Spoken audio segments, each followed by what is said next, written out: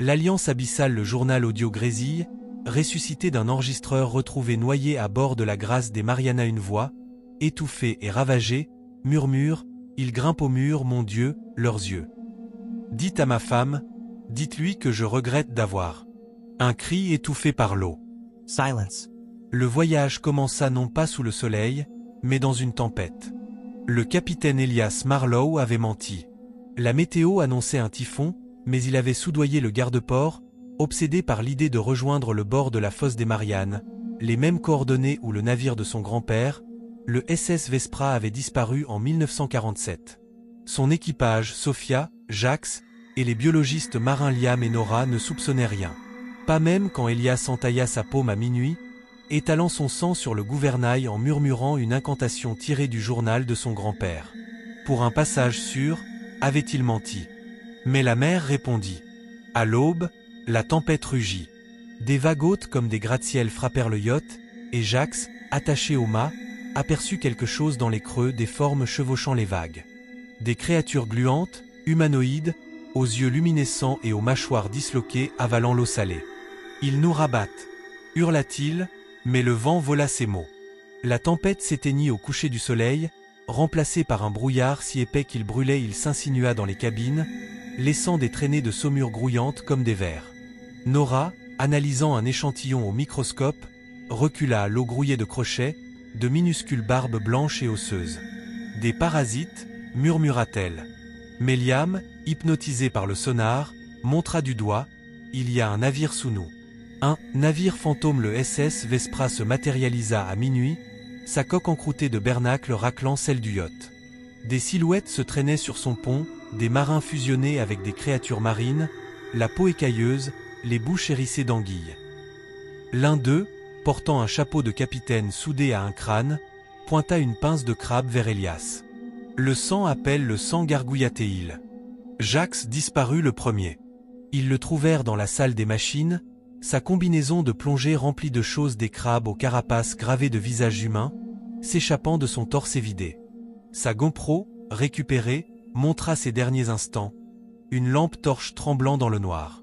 Puis un chuchotement humide, « Elias, tu leur as promis notre vie. » Sophia, ancienne marine, craqua. Elle lança des fusées éclairantes dans le brouillard, hurlant, jusqu'à ce que les fusées dévient en l'air, plongeant dans la mer. Low explosa. Un tentacule colossal, hérissé de bouches hurlantes, écrasa le mât. Sophia, empalée sur une écharde, octa. Tu savais qu'ils avaient faim. Liam et Nora, coincés dans le laboratoire, firent une macabre découverte, leurs échantillons de sang grouillaient de crochets osseux. Ce sont des graines, réalisa Liam. Elles grandissent, en nous. Nora se plia en deux, vomissant un flot de perles noires. Elles éclatèrent, libérant des vapeurs qui sculptèrent le visage de Liam en un rictus. Il bondit sur elle, les dents claquant, tandis que les murs du laboratoire fleurissaient de champignons bioluminescents formants. Nous nourrir. Nora, à moitié folle, courut vers la radio. Un grésillement, puis une voix, la sienne, déformée et liquide. « Nora, rejoins-moi dans le jardin. » Derrière elle, le sol se dissolva en un bourbier de dents. Elle sombra, hurlant, tandis que le cadavre muté de Liam chantonnait des berceuses. Seul, Elias fit face à l'équipage du Vespra, leur capitaine, le visage pourri de son grand-père sur un corps de Mixine, siffla. « Tu as offert leur vie pour briser ma malédiction. » Mais l'abîme exige, davantage. Le yacht se désintégra.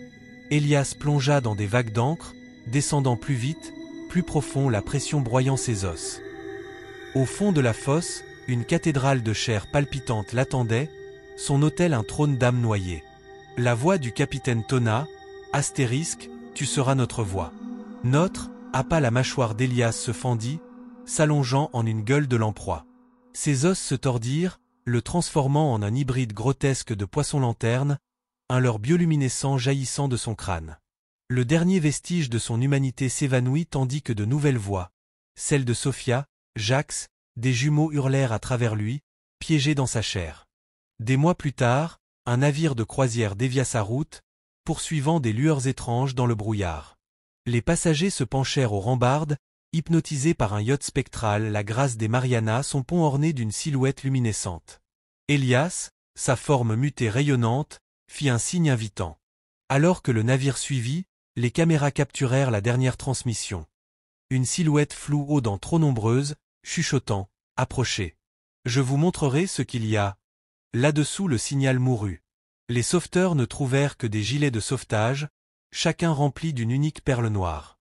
À l'intérieur, des visages microscopiques hurlaient.